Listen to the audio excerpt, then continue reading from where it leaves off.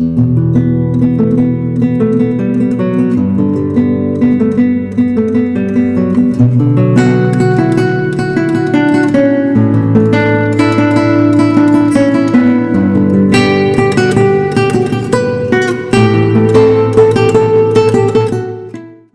year did you start your breeding? What year? Okay. I think the first born, it was in 89. It was from letter Ash, but that is the first successful crossman, because I start with a filly, 1 year old.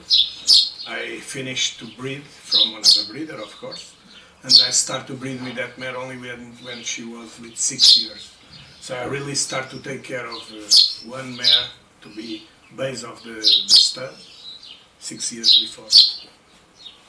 And which line did you choose then? I was starting my professional life like a rider, and I was working with a breeder from Lusitano horses in Portugal, the stud Viscondes Olivais. It was an old house of agriculture things, and they produce horses also.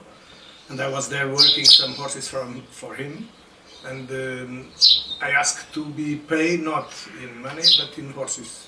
And he started to pay me with a filly, with 6 months, 7 months, and he let me choose one filly in the group of the year. So it was my first horse, and so it was a natural choice because I worked on that place. But it was a very successful stud, and I tried to personalize the type of horse with that base. The base Viscondes Olivais, and then I start to make crossmans with Vegas stallions and Coimbra stallions and Arsénio Cordeiro, but with all the origin of Vega.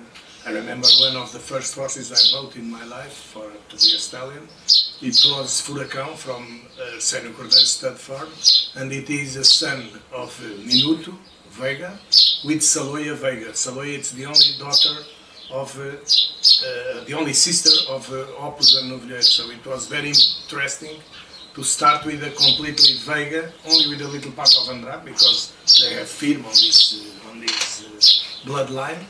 But it's a very successful crossman. So it was very with a lot of functionality in the show jumping with Novilheiro, in the bullfighting with Opus. And they are full brothers, like you know. That mare, Saloia, was not a full sister because she's a daughter of Nilo, but Nilo, it was also from Film, the father of Opus and Novilheiro. So it's 75% the same blood, the same genetic. And what is your breeding goal? Well, I try always to produce horses with a very good level of rideability. It's for me the more important thing of a Lusitano. Not only a Lusitano, of a saddle horse. And the Lusitano have that characteristic usually. And of course we need to try to keep that part, but improve a little all the other things like the morphology and the quality of the gaits, and to do that evolution, that progress, without lose the rideability. And that is possible because we are working in the closed stud book, which means we are not allowed to introduce new bloods in that breed. They need to be already inside the stud book to be used. And I think it's a very successful way to keep the rideability like a priority. Because even if we take a little more the risk, because we know one line it's a little more difficult or with more talent for one or the other thing, we know the complete genetic of the breed, it's preserved inside herself. So it's the goal. It's always to do good horses or saddle horses. I would like to produce horses able to compete in the high level, because I like very much to see the quality of a high level of competition. And I'm a rider also. I like to train the horses in home. During our life of breeders, I have been very successful with one stallion I bought from Borba Stud. It was Soberano, and we have that horse in home. It was trained till the level of Grand Prix, and then he left Portugal to be working with Carlos Pinto, a Portuguese rider, in France to compete. And with that, it was a reserve horse for the World Olympics in 2012, in 16, in 12 in London, and then it was in the team of Portugal in 2014 in Normandy, and it was in France. It was the horse with the better performance. He do almost 70, 69, something in the competition. So it was a very nice horse, trained in home and going till the top. And after that we have also Xenofont da Tela. He was starting in home. He was trained till the level of Grand Prix in home also with one of the riders working with us, Salvador Peçanha. And now he compete with Miguel Rolão. He was also in the World Equestrian Games in the United States in 2018. So I like that part, but my major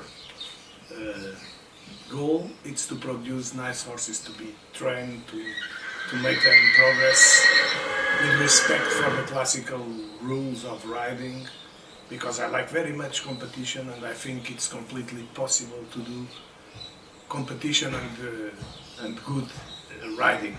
The very good riders, they are very classic, and I like very much that part. So competition, but first of all training to give proofs about the competition, and not the opposite. Not give proofs, to choose the training. Where is your breeding located? We are with our mares in Alpiarça, where we are in this moment. There is the place where we have the horses, the mares breeding, and we have a group of 18 horses in box, horses and mares to be trained.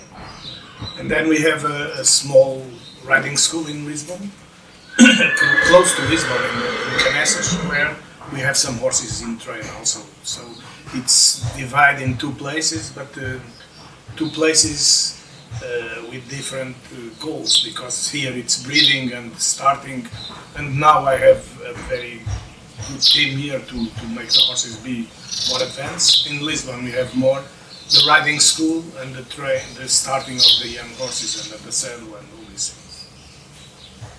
So that would be my next question. How do you handle the training? Well, the training of the horses, they start when we choose which stallion we put in one mare, because we are always with the goal of the rideability. So we need to know a lot about the stallions and a lot about the mares. More information we have, better and more solid it's our decision. And with all the risk of breeding, because everybody knows it's very easy to have the wrong things, and it's difficult to have the good things. I remember always some phrases of my director in the school. He said, the good qualities, they are very difficult to fix. The wrong ones, it's very easy to appear. But the truth is, more we know the mare and the stallion we are using, more possible it's to take the good decision. And then I think the way we take care of all the group of mares and stallions make a big difference, because if the mares trust on the people, they give for the young ones, even inside the venter, the uterus of the mare, a feeling of relax. If they are afraid of the people, the young ones, they start immediately afraid of people. So it's very important for me the mares be very well handled, very well ridden, and the less, the more relaxed possible with people. That make a big difference in in the attitude of the young ones. And then it's the respect for the riding, the respect for the balance, the biomechanic, the quality of the gaits, thinking all the time. Is no possible to improve a horse without pay attention in his comfort, in his capacity to support the rider and to make a balance the more close possible for his natural balance with the weight of the rider on the back. So I try to be the more classical possible, of course with good and bad moments like everybody, but the respect for the horse, it's the priority. The horse and the rideability, the equitation, the technique. And the most important stallions and mares right now are? Well, I think, I'm very, very, very open-minded about that, because I think the more important stallion, it's the one we choose for each mare. It's the one we believe it's the good one for that mare. And the more important mare, it's that one also. Each one needs to be able to make his job. I have the same respect for the old horse I have in the school, starting young children to love horses and to love to ride, to learn to ride. And for the stallion was competing in the Grand Prix.